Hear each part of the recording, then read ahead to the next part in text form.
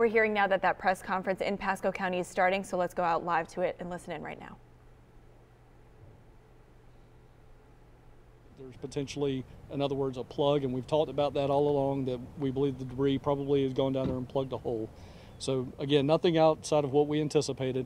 It does have us change our tactic, and when I say our tactic, I really mean Series Environmental's tactic.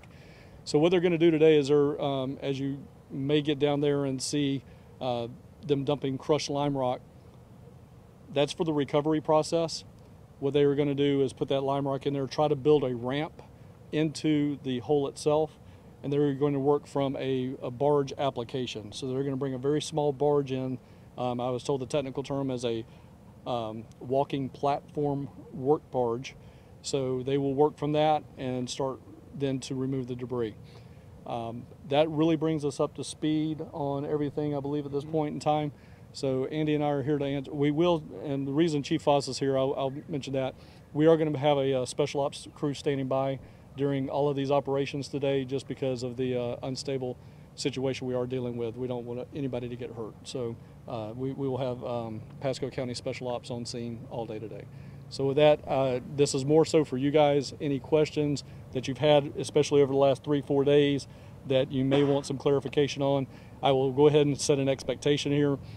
When it comes to the building process and all that, the condemnation side of the house, I've got some basic information on that, but I don't have a lot of details. We may have to defer you to the building official on Monday morning. The 20 to 30 foot loss, is that in addition to the 10 foot wide, 80 foot long edge that collapsed the other day, or is that part of that? That's part of that. That is part of that. So again, to your point, there was a very long section that dropped out, but it was no more than 10 feet deep. So that 10, in addition to another 10 on the other side, opposite that area, is what we're going ahead and calling the extra 20 to estimated 30 feet for the new measurement of 260. Does the condemnation of 2 additional homes and slight increase of the hole, does that change what your plans are going forward in terms of how you're going to move forward? Or? No, the plan is still the same. We're following the same 4 objectives, which are, number 1, to remove the debris from the sinkhole. Number 2, to decontaminate the water. Number 3, stabilize as much as we need to accomplish task 1 and 2. And then 4th is an option that we have available to us if we determine we want to bring the road back up to grade so that it can be asphalted in. I will tell you that those objectives have not changed, and we're going to continue going down that path. We've got to get the debris out of there. We've got to get the water decontaminated. And then again, as a reminder, we're going to hit the pause button and then take that back to the Board of County Commission, let the commissioners decide what they want to do as the following steps. As the crews and equipment get brought in here, is there a concern for even more loss now, or any other homes at risk? So again, as I mentioned at the very start of this, there's 2 or 3 theories out there about what caused the destabilization or the collapse yesterday.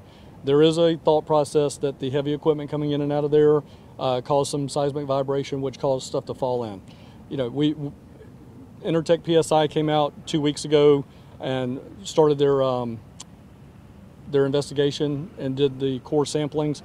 All of that indicated that we should not be within 20 to 30 feet of the sinkhole itself. Where are we seeing this at? Within 20 to 30 feet of the sinkhole. So again, the one working theory is, yes, that the heavy vibration of that equipment caused some of that to fall in. Do we think we have an active sinkhole? I'm going to say right now the answer to that question is no, based on what we have out there.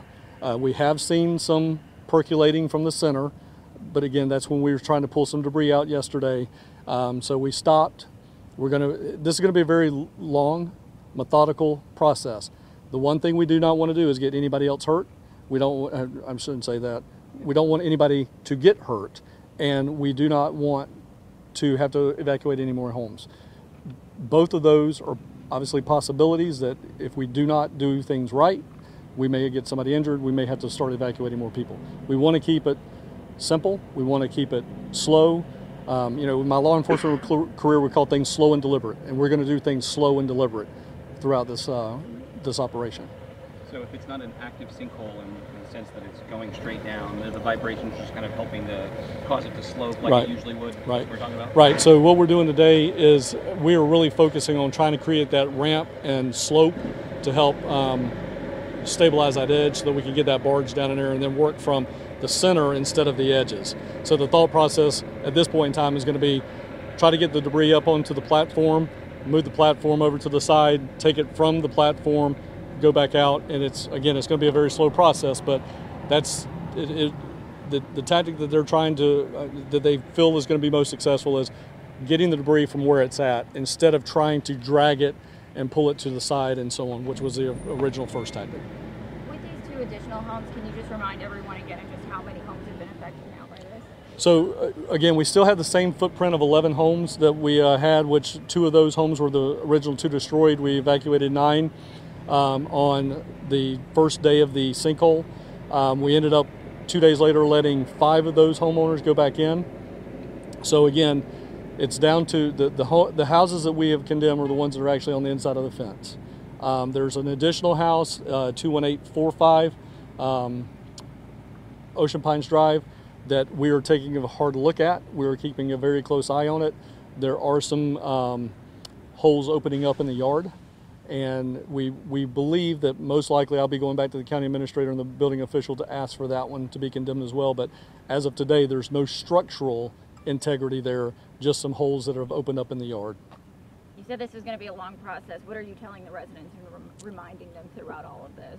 Well, one of the things that we're doing is I'm talking to them personally. I talked to both homeowners last night when we talked about condemning their house today, and you know that it's heartbreaking for me to have to do that, to go up to a person that's invested their entire life and their savings and their checking into a home and say that that home is going to end up not being there anymore. And but both of the residents when I had that conversation with them, they both told me that they actually felt relieved because now they have some type of closure to it and they can move on to the next point. You want to talk about the construction for the residents of Lake Padgett? Yeah, thank you, Doug. And I'm sorry, Doug, I've been out of town for a week, so please forgive me. The question was about the construction for the homeowners in the area. So as I would tell all the folks on Lake Padgett, especially on Lake Padgett Drive out to Bell Lake, out to 41, that's pretty much our route for the dump trucks that are going to be coming in here. So far this morning we've had about a dozen dump trucks come in and dump crushed lime rock to start that process. So again, be aware that we're going to have heavy equipment moving out here up and down Lake Padgett Boulevard. We've asked the operators to be cognizant that they are in a neighborhood. They've been very good this morning about coming in slowly and doing the right thing. So just be aware it's going to be out there. Children and whatnot that might be playing in the yard. Just keep an extra eye on them and make sure you look both ways twice before you may encounter something you're not used to encountering, such as a bobcat or an excavator or whatnot. So please keep those things in mind. Any other questions? Yes, sir. As far as timeline for the cleanup, do you guys have like any?